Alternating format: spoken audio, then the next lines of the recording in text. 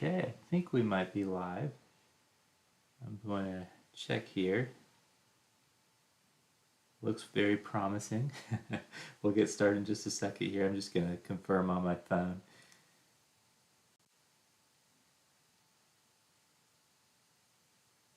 Yes, it does. All right, well, thank you for joining us in another weekly office hours. I'm so excited to get to do this each week and answer your analytics questions, technical questions, soft skill questions. You might have questions about a particular platform, maybe SQL or Python, Power BI, Excel, even others. Or you might have questions about a particular methodology for an analysis you've been asked to do. I'm happy to answer any analytics questions. And then when it comes to soft skills, maybe you're working on putting together a presentation on your analysis and you're looking for the best way to present what you found, the insights, the recommendations. We can talk through some of those concepts. Maybe you're struggling to keep up with all the projects that you've been assigned. A lot of times there's more requests for analysis than there are analysts to do the work, and so you've got to prioritize in some cases. We can talk through what a good prioritization process looks like. We can also talk about some productivity techniques, anything analytics, soft skills related. And then if you really want to take a step back and think about your career, where you are today, where you want to be, and maybe a path to get there, a kind of a development plan of sorts, I'm happy to talk through that as well and provide advice. Now, as always, don't include any personal information or company sensitive information as well. Just, if you are facing something at work, maybe generalize it, something you'd be willing to post on the internet for everyone to see, because we do post these so that people who aren't able to attend live can watch them later. So keep that in mind. Don't include anything personal or confidential about you or your company in these sessions. But with that said, leave your comment in the chat, and I will keep an eye on it, and I am ready to answer your questions. We'll keep an eye out here. Now, maybe what I'll do again, we if you've attended in the past, you know how this generally works. If we don't get any questions, we'll cover a specific topic.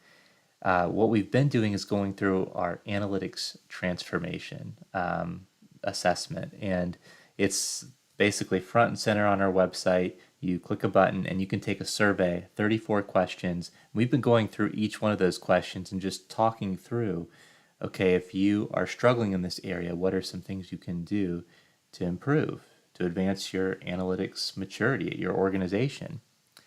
And so if you haven't seen those, if you're curious about what your level of analytics maturity is at your organization, and really more importantly, how you can get better, check out those prior office hour sessions. We've got them on the channel. They're all in a analytics office hour playlist, all of our historical ones. We've been going through that for the last 4 or 5 office hours. And the other thing I would encourage you to do is to go to our website, valuedrivenanalytics.com, and take the analytics maturity assessment yourself. Answer those 34 questions. There's 3 responses each. So it's really quick to kind of answer those. You can skip them if you don't know the answer, and you get a customized PDF with your organization's level of analytics maturity, broken down by area so you know where to focus, and with recommendations on how to improve in the areas where you could improve. So it's a really great resource. Now, we just finished going through that last session, last Friday. And we usually do these on Fridays, but we had to reschedule it for Thursday this week. This week, what I thought we would do is, if we don't have any questions, again, I'm going to stop if you have any questions, but I wanted to go through our library of YouTube videos. We have more than 230 videos on YouTube. Now, some of those are remixes, they're shorts, they're clips of other longer YouTube videos, but even the long form videos, there's quite a bit of content there. And so I wanted to just give you a high level perspective on what each video is about. So we might be able to get through that in today's session, depending on how many questions we have, or maybe we'll span it into the next weeks as well. All right, well, with that said, I'm going to go ahead and move over to our YouTube channel. And obviously you're on the YouTube channel right now, so you know how to get there. At Value Driven Analytics is our YouTube handle, I guess. And here we are on the YouTube Value Driven Analytics homepage here. So from the homepage where you'd normally land, you scroll down and you've got access to all kinds of playlists here. You've got some of our most popular videos that have been watched the most. You've got our kind of flagship definitive guide to data analytics training series. I cannot recommend this enough. Put a lot of effort into this, but it's not about the effort, it's about the value. If you need a learning path and you don't know where to start, this is a great place to start. And it starts with a 10-minute introduction, how to become a data analyst in 2024. It basically walks through the next 7 videos and what you're going to learn. Gives a really high-level perspective on that. But in short, you're going to get a introduction to analytics in general, an analytics career, what industries analytics is applied in, and how it's applied in different industries. You're going to get an introduction to different tools, skills that are required to be a successful analyst. Just a good basic overview. It's about an hour and a half overview in this video right here. So 10-minute introduction to the series. It'll just tell you a little bit more about it, kind of like I'm doing now. And then jump right into the analytics overview, one and a half hour session. Then we get into Excel, and this is a longer video. It covers several different hands-on use cases, but if you're a lot of analysts or a lot of people come into analytics with some knowledge of Excel, but if you're starting from scratch, this will teach you some of the basic things that, even though we don't necessarily recommend that analysts use Excel as much as they often do, it's good for maybe some really, really quick analysis and to send quick analyses and data pools out. But it's still good to know. And it's good to know things like pivot tables and VLOOKUP, so we cover that and more in this Excel video, and we cover a few use cases. We show how to create a personal finance workbook that you can use to track your budget and kind of work toward your savings goals. We do a brief college football analysis, and we even do some financial forecasting that an investment banker might do when they're looking to see whether the impact acquiring a company could have on another company's balance sheet and income statement. Some really interesting stuff in there.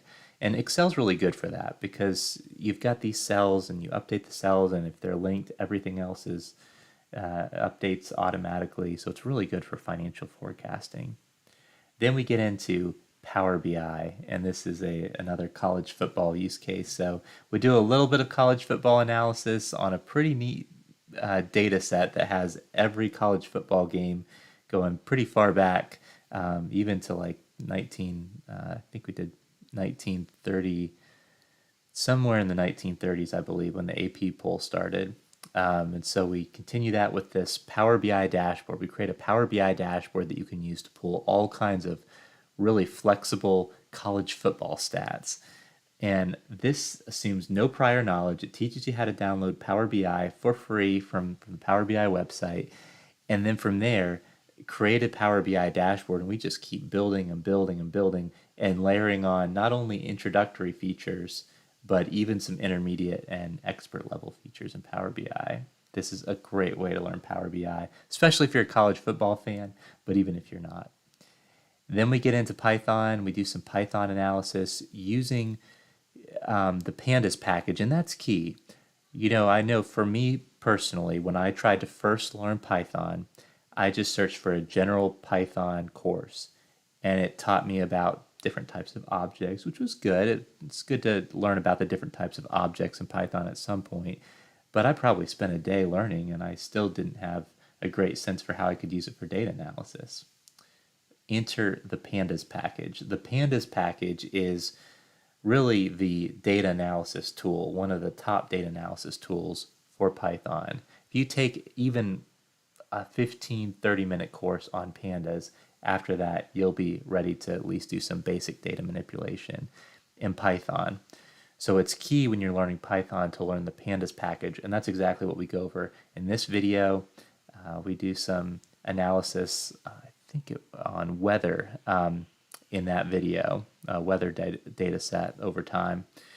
And then we get into another weather analysis, but this time we're looking at the impact of weather on stock market performance, but we're doing that through the use of SQL. So we teach SQL at a very introductory level here, the basics of SQL. We assume no prior knowledge. We're actually running the SQL code within Python. So that's one place, one of many places you can run SQL code. But we teach how to do SQL in that video. Then we get into data science, and again, we're back in Python. Python has become one of the most popular tools in addition to R and SAS, but it's a free tool, it's open source, and it's become one of the most popular tools to perform data science in. And so again, we're back to college football. We've got a college football use case for our Excel training, for our Power BI training, and then for our data science training. And you can imagine, we build a model to predict which team is going to win a football game and by how much. We go over a lot of data science principles. How do you take a business challenge, in this case the challenge of trying to predict who wins a football game and by how much, and how do you actually turn that into a true data science approach? This is not a typical data science challenge online where you're just given a data set and then you build a model on top of it and there's no missing values or anything. No, this is starting with a data set, but not necessarily a data set that you could build a model on. We do a lot of what's called feature engineering here, pretty much start to finish data science modeling. So definitely check that out if you're interested in data science. And a lot of data analysts, they might start in Excel. They might build skills like SQL and Power BI especially, and then they might learn an advanced analytics tool like Python, R, SAS. And then they might use that to build models eventually, and then eventually become data scientists if they want to focus on that. That's a very common path, to start out as a data analyst and then learn these tools and data science techniques over time. And again, become a data scientist if that's what they want to do. And then there's other roles where you do a mix of data science. Even after you've learned data science, you don't necessarily focus on that. Maybe you're responsible for a whole functional area like marketing or sales or finance, and you handle a mix of different types of projects like building interactive dashboards for reporting purposes. But then in other cases, it's just a need for an ad hoc analysis. Why are we seeing this trend, or what's the ROI of this program? And then in other cases, you are building a data science model to predict something or explain something. So there are I've seen a lot of roles where you do a mixture of all of those for a certain functional area that you support. And there's merits to that too. You get to know that functional area really well, and you get to work on a variety of projects. There's pros and cons, a lot of pros to working on interactive visualization projects, analysis projects, and data science projects. And honestly, some projects, some use cases that the business has require all of those. Maybe it starts with a data science model and you decide to implement it. You've got to get it to the people who are going to use it somehow, right? You might take the results of your data science model from Python. Maybe it's a scheduled Python job that updates your scores every day, sends those into an interactive dashboard tool like Power BI or Tableau so your audience can see the scores each day. And then from there, ideally, when you deploy a model, you might set up an analysis, an A/B test, perhaps, to monitor the impact of the model. What was the impact of actually using this model? So you could use A/B testing to test the true impact that creating and deploying this model had. And that could be an example of an analysis. So one project that requires all three of those things, in this case, starting with a data science model build that gets pushed to an interactive visualization platform and a dashboard, and then an analysis that assesses the impact that all of that had. Yeah, pretty neat. That happens more often than you'd think. And then the last thing we talk about is analytic soft skills, which includes, we kind of look at it here from three different stages. So if you're in the stage where you're trying to get your first analytics role. You're an aspiring analyst. Look at the first 20 minutes or so of this video, and it's about an hour and a half video. Look at the first 20 minutes, and we talk about how our recommendations for how to go about getting your first role. And then the kind of middle 20 minutes or so is really aimed at professional practicing analysts today. You're in an analytics role and you're trying to get really good at it. Maybe you're in an analytics role and you've gotten feedback that you need to improve, or you're doing okay and you really want to get to that Excel level, so exceeding level, so that you can be considered for future promotions, maybe the senior analyst level. The middle 20 minutes here, we talk about some especially soft skills that you can master to really differentiate yourself and help you get to that next level and be a successful analyst. And those are going to be helpful for the aspiring analyst as well. So I'd really recommend this video for anyone interested in analytics, but certainly that middle 20 minutes targeted more toward practicing analyst, and then the last 20 minutes, again, also applicable to the aspiring or the kind of new enroll analyst, but especially tailored, the last part of this, toward those analysts that have maybe been in their role for 2 or 3 or 4 years. You may even be a senior analyst, and you aspire to be a leader, some form of a leader, whether it's a formal leader, an informal leader, whether it's a people manager, or a formal leader who doesn't manage people as well. There's some of those roles out there. Whatever it is, how can you build a brand of leadership? And so we cover some of those and some other aspects of being a leader as well in the last 20 minutes or so of that video. So this is a really great way to kind of wrap up the series with some soft skills. So again, analytics overview, Excel, Power BI, Python, SQL, and soft skills. I mean, there are alternatives for each of these when it comes to analytics. So for instance, Excel's pretty popular when it comes to spreadsheets. I think Google has its own version of a spreadsheet perhaps, but Excel's pretty popular when it comes. There's not a whole lot of alternatives there per se.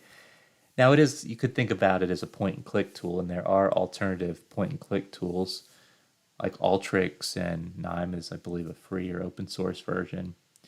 Then when it comes to interactive visualization, a big alternative to Power BI is Tableau. Those are your big players. And then there's Click and Spotfire and a few other tools that are not nearly as popular as Power BI and Tableau.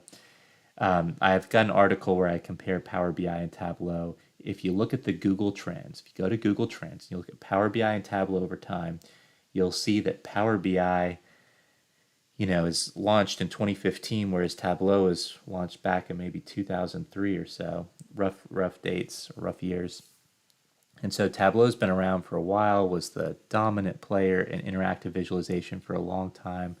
Well, Power BI has ramped up very quickly. They're deploying features on a monthly basis for a long time, and at this point, there are actually more searches for Power BI than there are for Tableau. In the US at least, based on Google Trends. So there's a lot of momentum there, and so I would recommend learning Power BI. But most organizations, and this applies to any of these kind of brands of tools like interactive visualization or advanced analytics platforms, if you know one, an organization realizes you could easily learn another that they might be using there. And some organizations might be okay with some people using Power BI, some people using Tableau, some people using Python for advanced analytics, some people using R, and others, and I see where they're coming from here, want to kind of stick to one tool. So there's a lot of good tools out there, but let's try to keep it consistent, and I think that makes sense. But Tableau's another one when it comes to interactive visualization. So you go through this series, you learn Power BI. You could check the box on interactive visualization. You might take some courses on Tableau as well, plenty of those out there, just to see what it's like. But the general skill set of building dashboards, you kind of get a good chunk of that with this Power BI training. And then we look at an advanced analytics tool. Again, search for Python, R, and SAS. Look at the Google Trends over time. Now this one's tricky because R is actually just a letter. So you could maybe search for R analysis, Python analysis, SAS analysis, or R data science, SAS data science, Python data science. Look at those three search terms against each other over time. So it's a little more apples to apples. And at that point, if they're searching for R analysis, they really mean R, the coding language, most likely. But if you look at that, there's a lot of momentum for Python. Python is being used more and more for data analysis. It is a general purpose language, and so it can do more than just an analytics. So you might start learning it for analytics, but then you might decide you want to use it for building an application or a website or a video game or just about anything that Python can do. So I would recommend Python, but again, you kind of check the box on that advanced analytics language when you go through this video and learn Python, one of the most popular advanced analytics languages right now, and definitely trending. So then you run into SQL. SQL is one of the things that is really just a staple. It comes in different flavors. You might go to one organization, they're using SQL Server on premises. Some are using SQL Server and they're accessing Azure data in the cloud. Some might be using Oracle or Teradata or Snowflake, a cloud computing SQL platform. Some might use something called HiveQL that's pretty much SQL and it's a big data platform. So there's all kinds of different flavors of SQL, but the basic syntax of it is the same. Sometimes things like date functions and other functions that are less used could be slightly different across versions, but a lot of times they're similar or the same. And so SQL is just a staple that I would recommend that every data analyst learn. It can be used. It's this just common. It's a common denominator across your analytics platforms.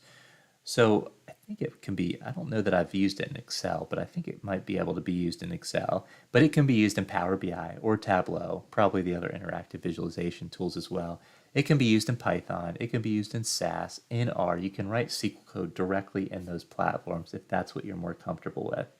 And SQL is great for flexible joins, for creating new variables, for aggregating and grouping.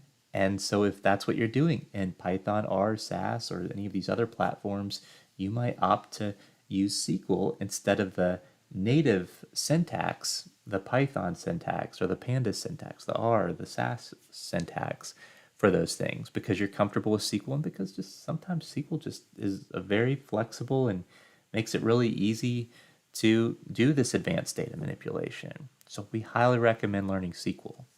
So you want to know spreadsheet like Excel, and then definitely an interactive visualization tool like Power BI or Tableau, an advanced analytics tool like Python, R, SAS, and then SQL. So I'd recommend all of those. And then again, if you can learn some data science or some statistics on top of that, great. You're on your way to maybe becoming a data scientist or at least having that skill set. So when someone needs a model, you've got that skill set, and it's not limiting to you. So I would recommend all of these things. And then some people just think about technical skills, but man, there's so many soft skills as well. So that's where this last video comes in. We talked about a few of them at the beginning of this video, but again, leadership. How do you proactively look for opportunities and then pursue them? How do you do that well to build a brand of leadership? So that maybe eventually, if you want to become a formal leader, you've got that brand and people are going to be thinking about you for future leadership roles that come available. What about mentorship? The ability to train and help grow the career of others. That's another good soft skill. Data communication. How do you, and this comes into play when you send out emails. Are your emails too long? Are they getting to the point? When you present something to an executive or to a stakeholder, are you focusing on the insights, the recommendations? Are you spending too much time just talking about your methodology and they just need to know what the data suggests they should do? So there's so many things to learn when it comes to data presentation. And then project management. Again, there's a lot of times when there's more requests than an analyst can handle. And so we talk about things like maybe setting, if you've got one or a few stakeholders, maybe setting up some regular check-ins with those stakeholders, tracking your task digitally in a tool like you could use Microsoft Planner or Asana, a tool like that that allows you to, whenever you get a new project, put it in, organize it, easily prioritize it, and visualize all the tasks you have with your stakeholders. So it's really simple for them to see what's your first priority, second priority, third priority, the schedule of when you think you can get everything done. All of that can be really done well when you're tracking your tasks digitally in a flexible project management tool, again, like Planner, Asana, or there's probably others as well, and meeting with your stakeholders on a regular basis to provide updates. Here's what I've gotten done. Let's talk about your other request. Let's prioritize against all the other requests we have in the past. And then if there's time left, it's a great opportunity. This gets into maybe back to the leadership side of things, asking them questions. What are some of the business challenges that you're facing? And then they might be able to, share that with you, and you might be able to come up with, based on your knowledge of the analytics tools available and techniques, some ways that you could use analytics to address those business challenges that your stakeholders never would have known was possible. They didn't know that was possible with analytics, and so they never would have requested it. But when you work together, they're bringing the business challenges that maybe you didn't know about before. You bring the analytics methods. Now you're able to maybe identify some really high value projects that perhaps once you kind of discuss it with your stakeholders, in some cases they might say, we need to prioritize that above even what I originally requested. That would be way much more valuable to our company than this other project. And so hopefully you all agree to prioritize the projects that have the most potential value for the company, for your organization. So project management is another one. Attention to detail is another one. That's an important one. Coming back to data presentation, when you present your work, one of the reasons why we don't want to spend too much time on the methodology is because generally our stakeholders trust us. And that's generally true until you do something to void that trust, to call it into question, and that happens a lot of times when you don't check your work. You're not validating your work. So we go over quite a few different validation techniques to make sure that you don't run into that. That when you share something, you've done the analysis properly with a high level of rigor, and you've done it in an accurate manner. The data is accurate. So there's quite a few techniques that you can use to ensure that. That's exactly what we go over in our attention to detail section in that video. Well, maybe the last one we'll touch on here, soft skill, is efficiency or productivity. How do you make sure that you're making the most of your time as an analyst? You in some cases, an analytics project, a typical analysis or data science model build especially, even an interactive dashboard build, those in some cases will on average take a week or longer at some organizations. It doesn't need to take that long. If it is taking that long, maybe a lot of it's being done manually or you're starting from scratch each time. We talk about creating reusable assets that you kind of group all the different requests that you get into big buckets, and you focus on the ones that you're spending the most of your time on and that kind of have some commonalities, and you try to create something that could either fully automate those requests in the future or at least really significantly cut it down, maybe partially automate it where it only takes you 5 minutes instead of maybe 2 hours when you approach it from scratch like you have in the past. Looking for those opportunities is a great way to improve your efficiency and just get more done. It creates more time, which is often needed in order to pursue leadership initiatives. Either that or your work-life balance is going to suffer. We don't recommend that. So if you want to be able to invest in leading informally so that you'll be considered for formal leadership opportunities, I would recommend starting by becoming very, very efficient in your current role. Imagine getting your current role down to maybe 20 hours a week and all the time you'd have to pursue proactive leadership initiatives. Wouldn't that be great? Well, starts. I would say it starts with using the most efficient tools. If you're using just Excel today, maybe it's time, make a little bit of time each week to perhaps learn Power BI, and how you can automate your reporting in Power BI, or SQL, when you kind of automate and code out your analysis. Really high level language, very approachable. That would be a great way to start. Maybe eventually Python. So using those more efficient tools is going to help really boost your productivity in the long term. The analysis is and the code, the data manipulation is already coded out. So when a similar request comes up in the future, you might be able to use the same script or easily adapt a previous script, and you're not just doing everything manually each time. That's going to challenge you and grow your analytical abilities more too. You don't really learn much by just dragging things over. You don't learn a lot that way, but you learn a lot when you're, instead of doing the manual way, you're really thinking about how do I structure my code to address this in a really efficient way. And you might even always, when you're coding out something for a specific request, you might already be thinking about, well, let me just go ahead and code this out in case I get a similar request in the future that I anticipate. And now you're just really using your critical thinking skills, and that's a great way to grow your analytical abilities, is to not spend the time on manual clicks. Spend the time thinking about a good approach that could be reused in the future.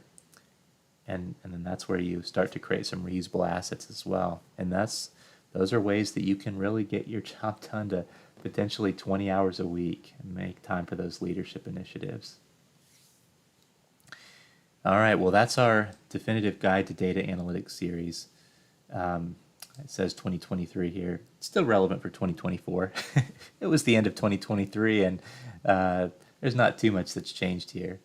So for analytics leaders only is a playlist where it's really geared toward current leaders, maybe a vice president or director or manager of an analytics team, or that analytics team reports into them. So you can see here it covers things like analytics maturity. How do you generally advance your firm in analytics maturity? That is a service we offer, analytics transformation and value-driven analytics, something we're really passionate about. We have a 7-step roadmap. We have an assessment that you can take to get your current level of analytics maturity, like we talked about at the beginning of this meeting, and we've talked about for the last few analytics office hours.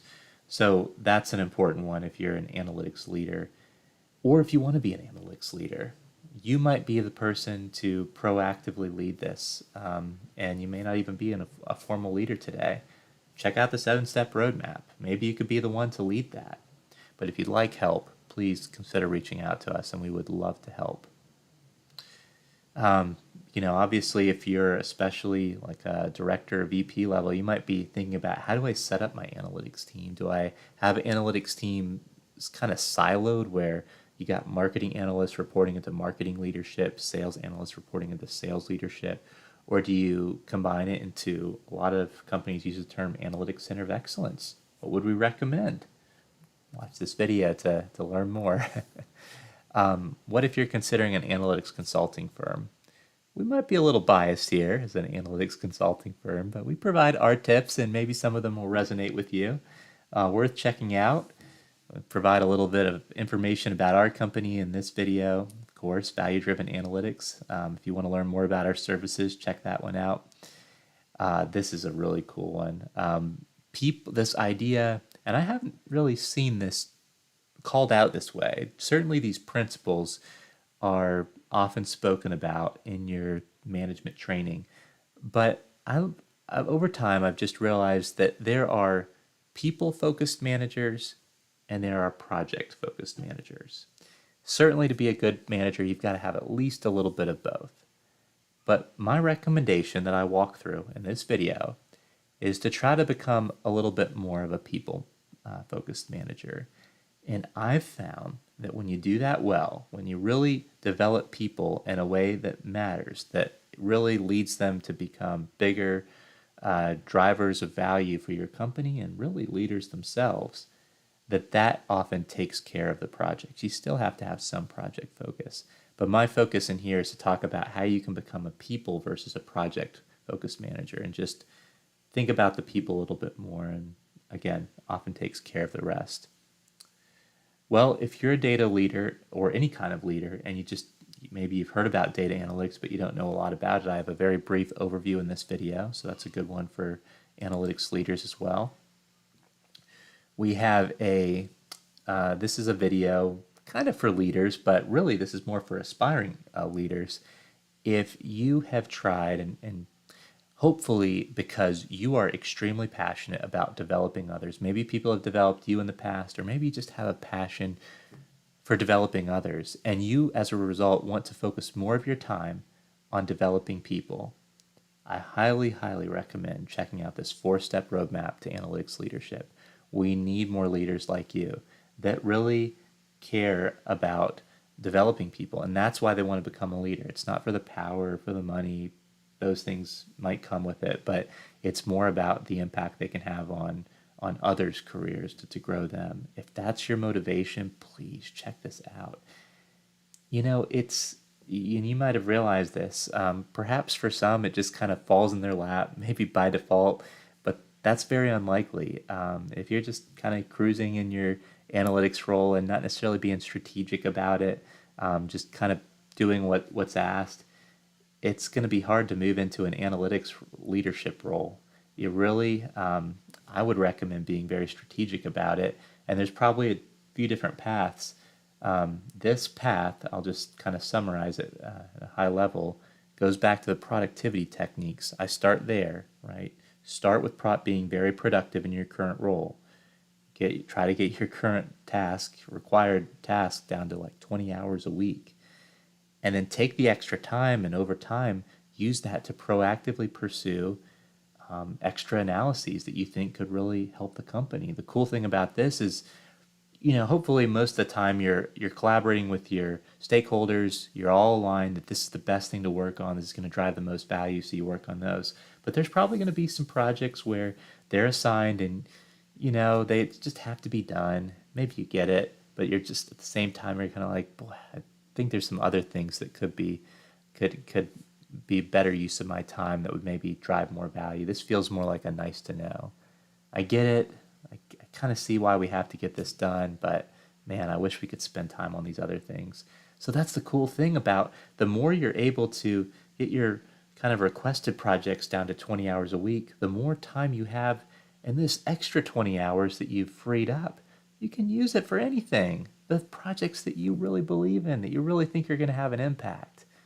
And then you can also not just analyses, but look at just any kind of initiative that could help your company, especially analytics roles or analytics initiatives, ways that could maybe drive engagement among analysts. Of course, as an analyst, that would make a lot of sense.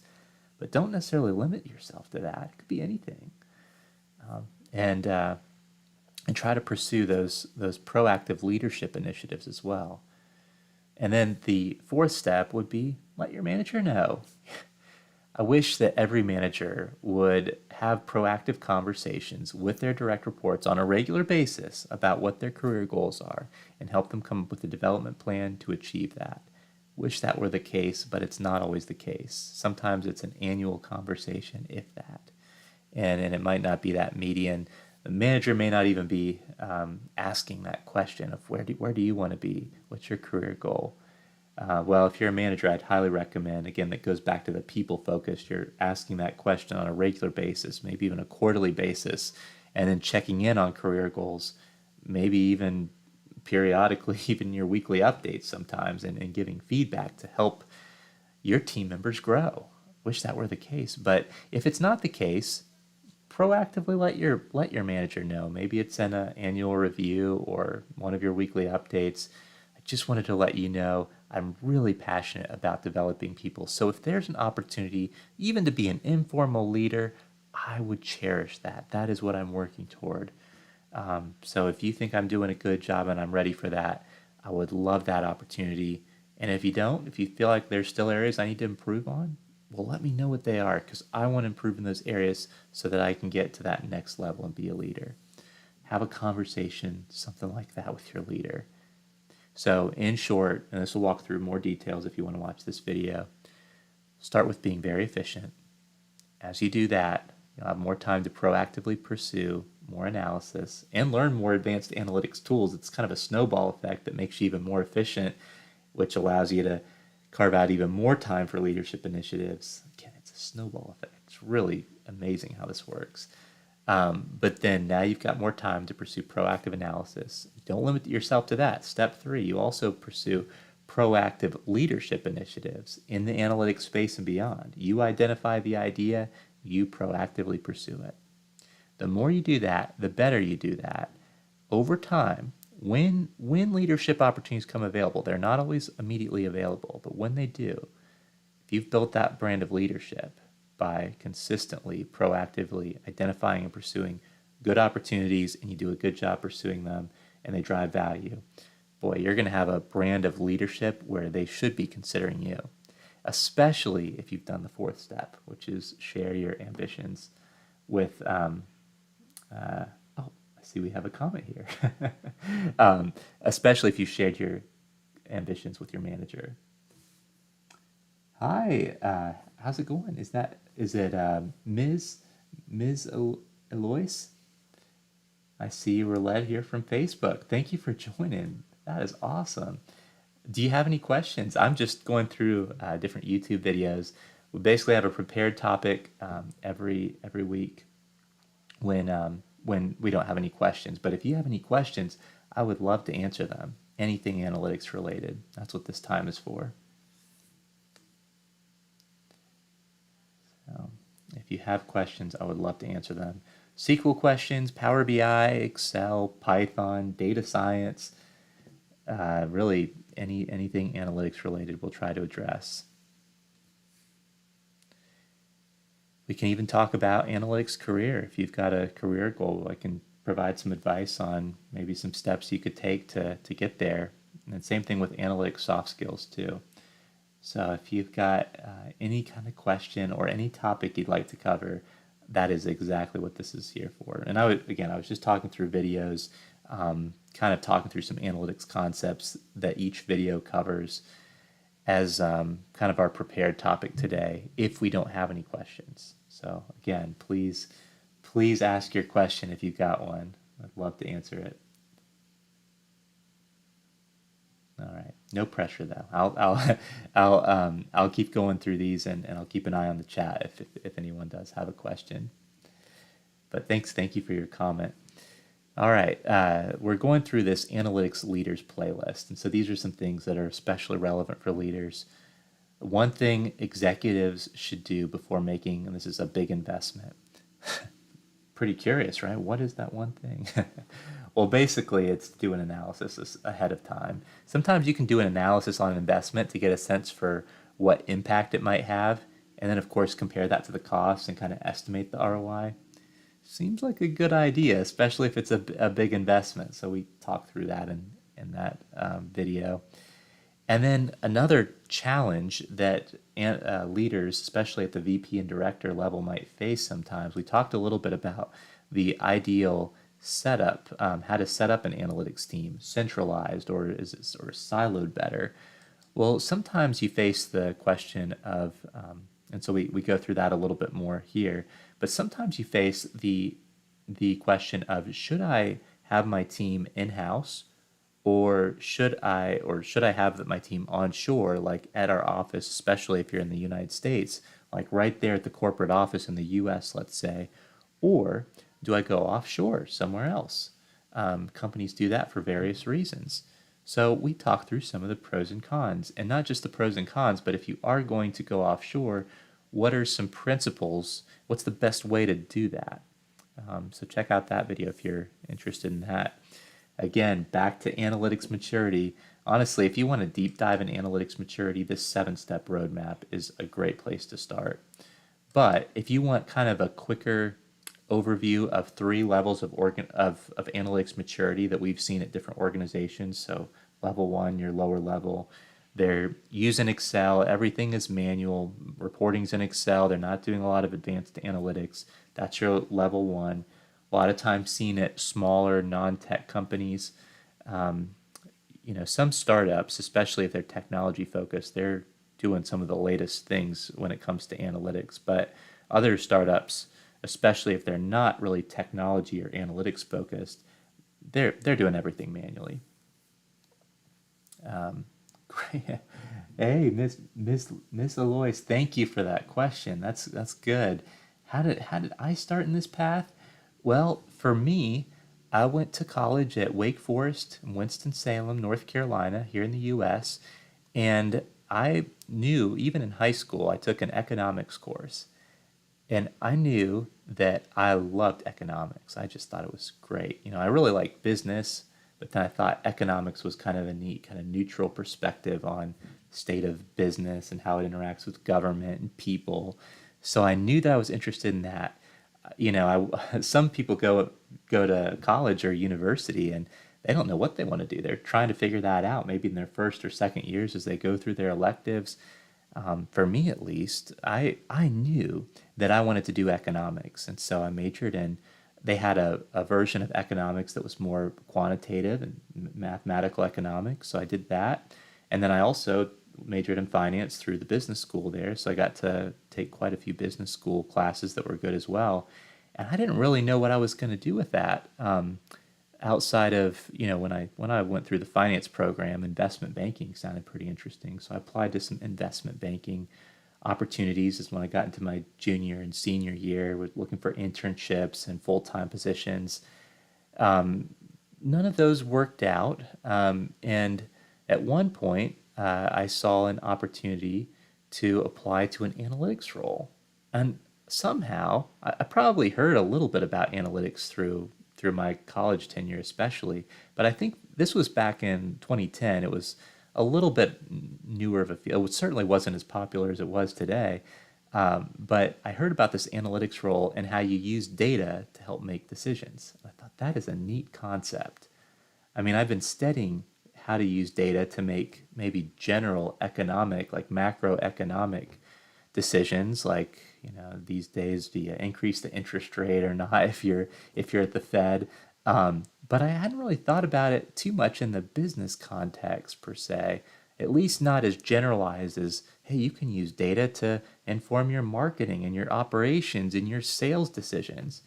So I applied to this role. They asked a lot of case questions, which was really neat because it gave me a sense for the way they actually did use numbers to make a decision. And they were doing that to assess my skills, but it also gave me a sense for what does an analytics job really look like at a very high level. It's in an interview. But hey, here's a business scenario. Here's some numbers. How are you going to analyze this to determine what decision to make? And so I got a good sense for that through the interview process. Ended up getting the job and studied analytics. Now, what's interesting about this is I had no real coding knowledge going into this role, this data analytics role, believe it or not. And there's still a lot of data analysts that go into a role and they would just be using Excel, doing all the data manipulation manually. They're using pivot tables, maybe some VLOOKUPs and such. And there's some pretty advanced functions out there, sum ifs and all of that in Excel. But a lot of it's being done manually, right, without code. And there's still data analysts that do that. But my experience with code going into this role, I'd taken a high school class. They taught like a really high level language at first, did okay with that, and then they got into, like, I think it was C or C++. Oh boy, that was a challenge. I did not get that, and I think I probably got a C in the course, which was a lot lower than my other grades. So I really struggled with coding, and so I was a little intimidated when I went into this role. And I think I knew probably going into it that there might be some coding involved, but that was one of the first things they taught me was SAS at the time. So a lot of companies are now using R or Python as their advanced analytics language instead of SAS. But back then, SAS was still pretty popular, especially in the financial and pharmaceuticals, medical fields. It may still be kind of popular there, but so many companies are switching to Python and R these days. But they taught me SQL, and SQL is still an analytic staple that is used in all kinds of coding languages, including Python, R, and SAS.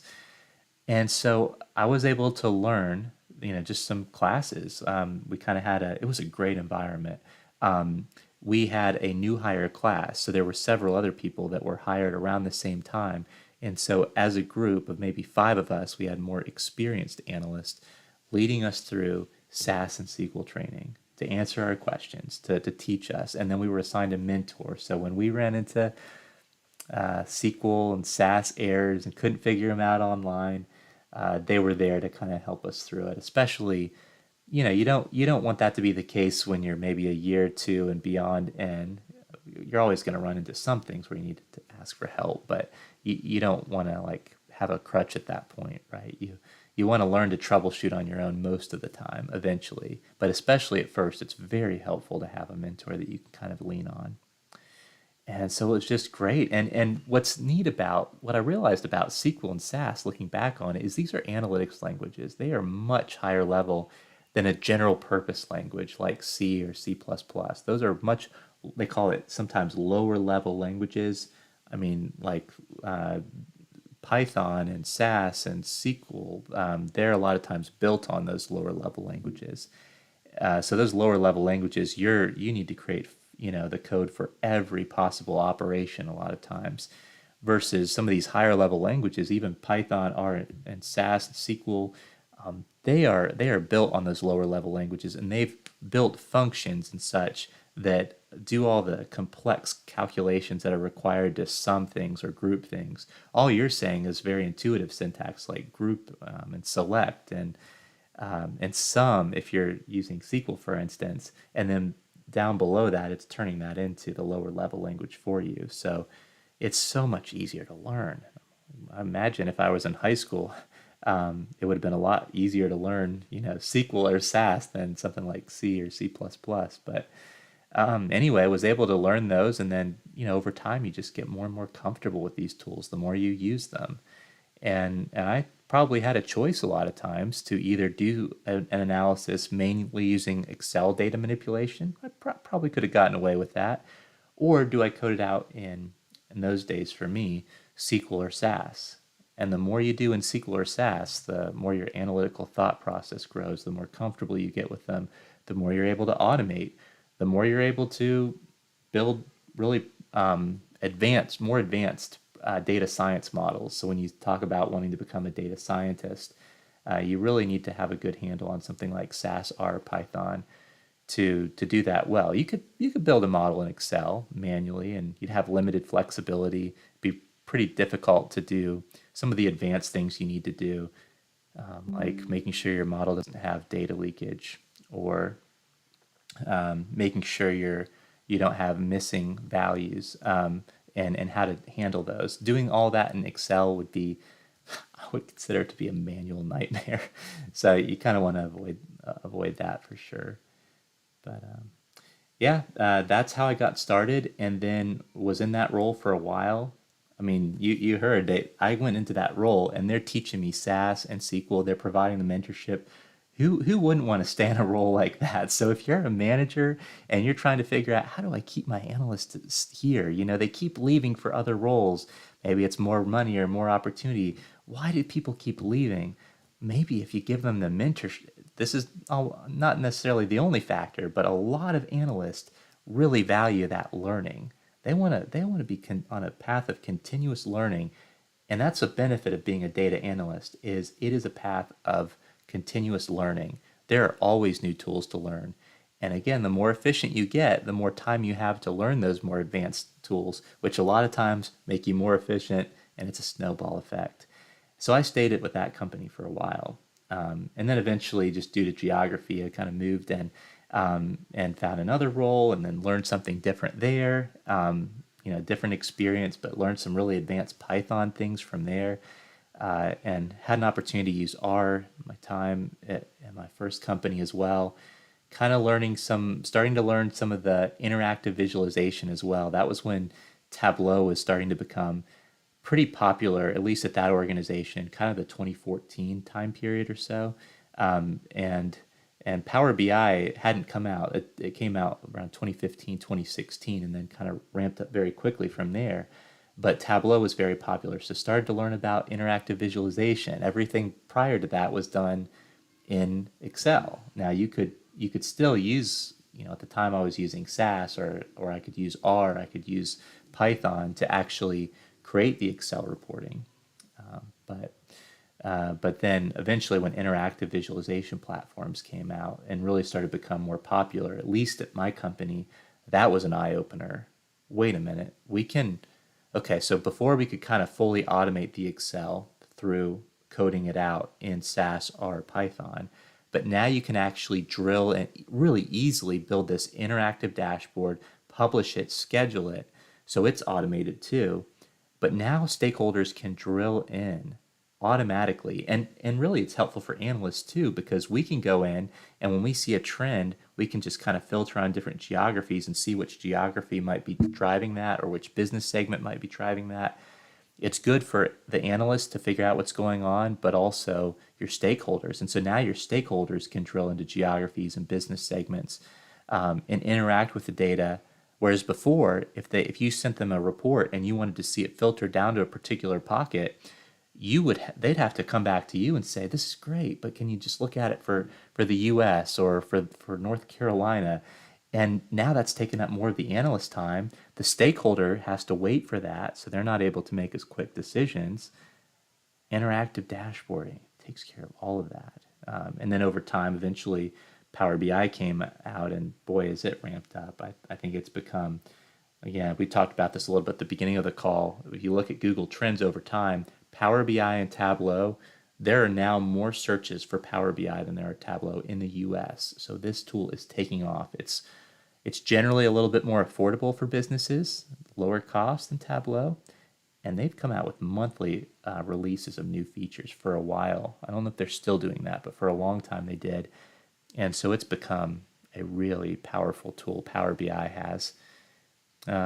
And yeah, I explored a few other tools along the way. Another big change that I saw was originally when I started back in 2010, a lot of businesses were still using on-premises data warehouses, SQL data warehouses, SQL Server, Teradata, Oracle, on-premises.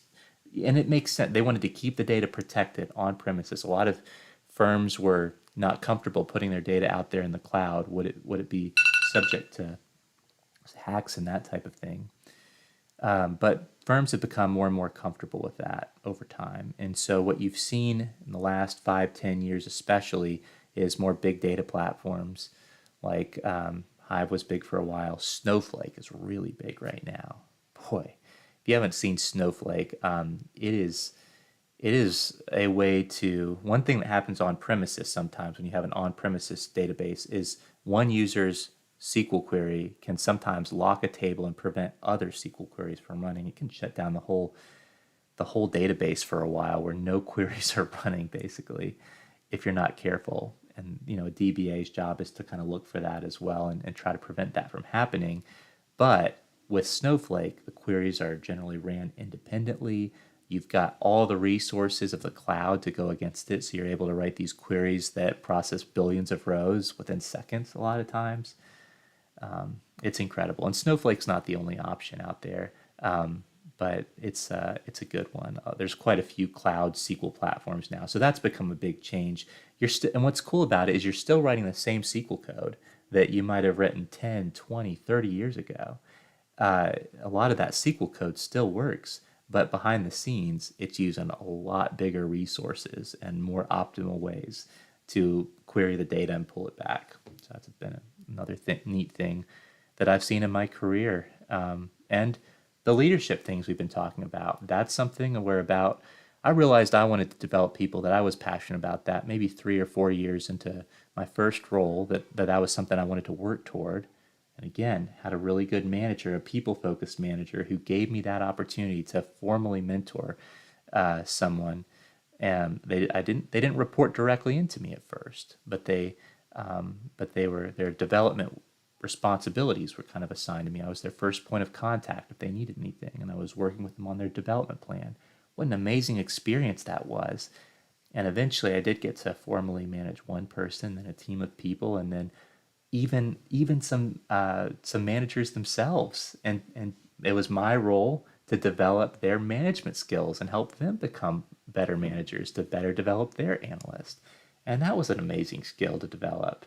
And I've realized, just for me personally, getting those experiences, that I am actually more passionate about developing people than I am about analytics. And I'm pretty passionate about analytics. So, as you go through your career, you kind of figure out what you enjoy the most and what you want out of your career. So, I hope that was helpful. That was a lot about my career journey.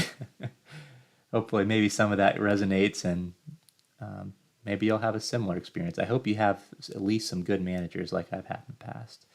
Boy, that makes a huge difference. But if you don't, they say you should own your own development, and I wish that every manager was also invested in their direct reports development. There are a lot that are, but there's also some that aren't. And so regardless, you do want to own your own development. And we've got a lot of videos about that on our channel. You can always come to these weekly office hours, and if you have specific questions about your career, ask them, and we'll do our best to provide advice. So if you just don't know where to go, you don't know what a development plan should look like for you, we'll try to help you out with that. Yeah. And I think that's our time for this week. So thank you for attending this analytics office hour, Ms. Alois. If you're still on, really appreciate that question. And yeah, we do this every week, so feel free to come back next week if you have more questions. Again, technical questions, you're running into errors on any platform, you need project advice, where to start with something, or questions like yours. How did you start in this path? Or, hey, here's what I want to get to. Here's where I am today. Here's where I want to get to. Don't include any personal details, but I can maybe give you some advice and you can take it or leave it from there. All right. Well, thanks again for attending today. And again, come back next week. If you're watching this later, after the live session here, I hope you enjoy the content and hope to see you next time. Enjoy your Thursday. Take care.